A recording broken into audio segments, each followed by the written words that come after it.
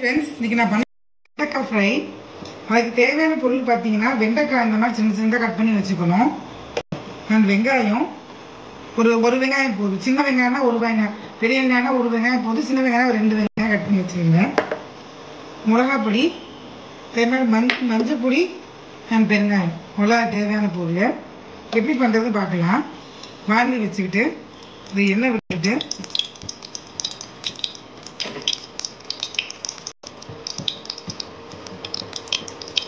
தாளிப்பு கொடுத்துடலாம்.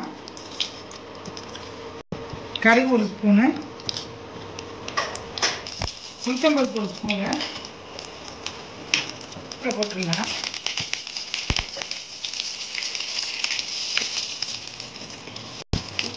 இது ஆனதும் வெங்காயம் போட்டுடலாம்.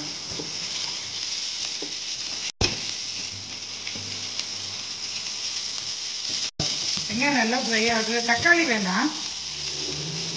தக்காளி போட்டால் அது பொறப்பலாம். நான் ஏற்கனவே வெண்டைக்காவும் பொறப்பலம் தான் அது போடும். தக்காளி போடக்கூடாது. ஃப்ரைனாலே தக்காளி போடக்கூடாது.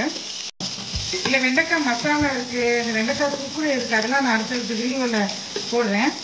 நம்ம சேனல் சப்ஸ்கிரைப் பண்ணிக்கோங்க. நீங்கள் வெண்டைக்காய் ஃப்ரை மட்டும் சொல்லித்தரேன். இதுக்கு தக்காளி போடக்கூடாது, குழப்பலாம் ஆயிரும். வெறும் வெங்காயம் மட்டும்தான். ப்ரௌன் ஆகட்டும் வெங்காயம். இப்போ இந்த வெங்காயம் வந்து நல்லா ரோஸ்ட் ஆயிடுச்சு, நல்லா வெந்துருச்சு. இப்போ இந்த வாழைக்காய் போட்டுடலாம், வெண்டைக்காவை போட்டுடலாம். ஒரு 5 நிமிஷம் நல்லா அப்படி கிளறி நடக்கணும்.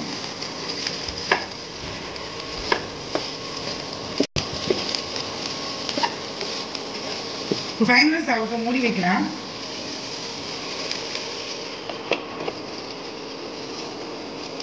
இப்போ ஒரு 5 மினிட்ஸ் ஆயிடுச்சு. கொஞ்சம் வதங்கி இருக்கு. இது சேர்த்து நம்ம மஞ்சள் பொடி, பெருங்காயம் போட்டுக்கலாம். 1 ஸ்பூனு சில்லி பவுடர் அதுவும் போட்டுக்கலாம்.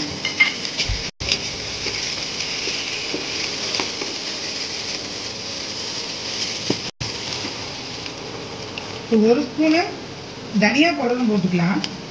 இது வந்து ஆப்ஷனல் தான். உங்களுக்கு மசாலா டேஸ்ட் வேணும் அப்படின்னா அது போட்டுக்கலாம்.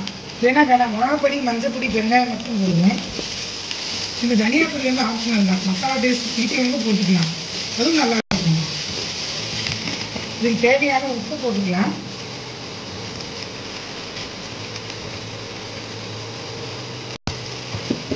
நல்லா இது முடிஞ்சிச்சு, எல்லாம் போட்டாச்சு.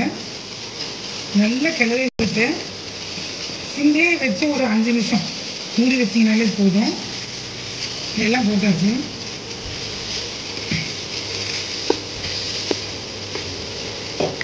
மூடிடலாம். ஒரு 5 நிமிஷம் கழிச்சு பார்க்கலாம். அடுத்து நம்ம பார்க்க போகிறது இன்னைக்கு பாலக் கூட்டு. பாலக்கில் வந்து பொரியல், பாலக் பன்னீர், பாலக் அப்படி தான் பண்ணுவாங்க. அது கூட்டு ரொம்ப நல்லா இருக்கும். நல்லா வெங்காயம் போட்டு கூட்டு பண்ணி சாப்பிட்டிங்கன்னா சூடு சாதத்தில் போட்டு சாப்பிடும்போது ரொம்ப நல்லா இருக்கும் டேஸ்ட்டு. அதுக்கு ஒரு வானிலையில் எண்ணெய் சூடாயிடுச்சு. அதில் ஃபஸ்ட்டு கடுகு உளுத்தம்பருப்பு தாளிச்சிடலாம். வெடிக்கணும். இல்லை கடுகு உளுத்தம்பருப்பு வச்சுருக்கப்போ பெருங்காயம் போட்டுக்கலாம். போட்டதுக்கப்புறம் நான் பாலக்கு நல்லா 2 மூணு தான் அலம்பி வச்சுருக்கேன், அதை போட்டுக்கலாம். அலம்பி கட் பண்ணி வச்சுருக்கேன். இந்த பாலக்கு பார்த்தீங்கன்னா அந்த தண்டோடு நான் கட் பண்ணியிருக்கேன். பார்த்தீங்கன்னா தெரியும். தண்டு கொஞ்சம் லைட்டாக அந்த வேரை மட்டும் எடுத்துட்டு தண்டை வச்சு கட் பண்ணலாம். ஏன்னா இது கூட்டு பண்ணுறதுனால அதுவும் தண்டு வேண்டி நல்லா இருக்கும். பொரியல் இதெல்லாம் பண்ணும்போது தான் உங்களுக்கு வெறும் இலையை மட்டும் எடுத்து கட் பண்ணணும். பட் கூட்டுன்னும் போது தண்டை கூட சேர்ந்து கொஞ்சம் பாதி அளவு கட் பண்ணலாம்.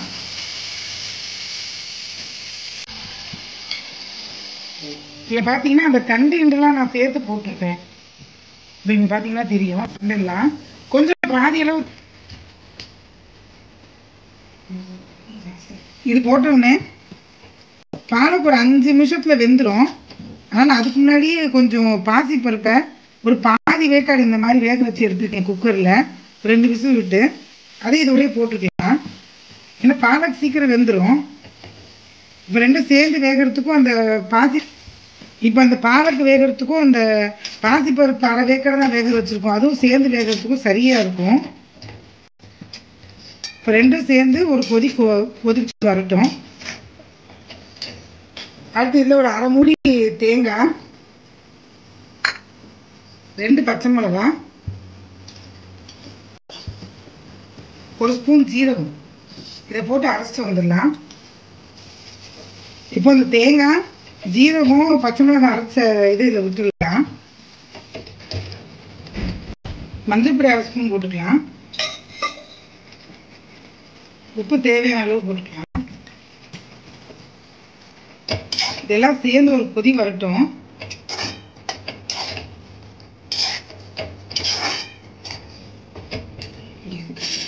இது இப்போ 5 மினிட்ஸ் ஆயிடுச்சு. நல்லா வதங்கிடுச்சு, க்ளோஸ் ஆயிடுச்சு. இந்த சமயத்தில் ஒரு அரை மூடி பிள்ளைய வேணாம், இது கொஞ்சம் பிரிஞ்சா போகும் பாதி.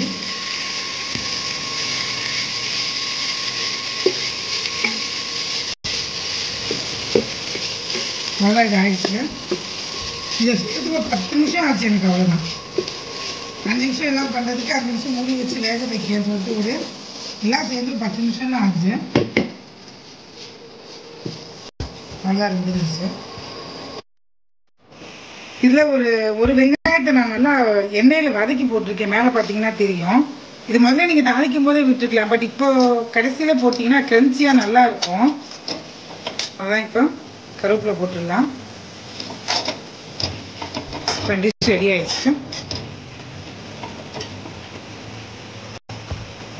ஃப்ரெண்ட்ஸ், இன்னைக்கு எங்கள் வீட்டு சமையல் தான் வெண்டைக்காய் ஃப்ரை, லெமன் ரசம் அண்ட் இந்த பாலை கூட்டு. லெமன் ரசம் ஏற்கனவே என்னோட சேனலில் போட்டிருக்கேன், நான் டிஸ்கிரிப்ஷன் பாக்ஸில் போய் செக் பண்ணிக்கோங்க. இது ட்ரை பண்ணி பார்த்துட்டு செஞ்சு பார்த்துட்டு எனக்கு கமெண்ட் பாக்ஸில் கமெண்ட் பண்ணுங்கள். தேங்க்ஸ் ஃபார் வாட்சிங்.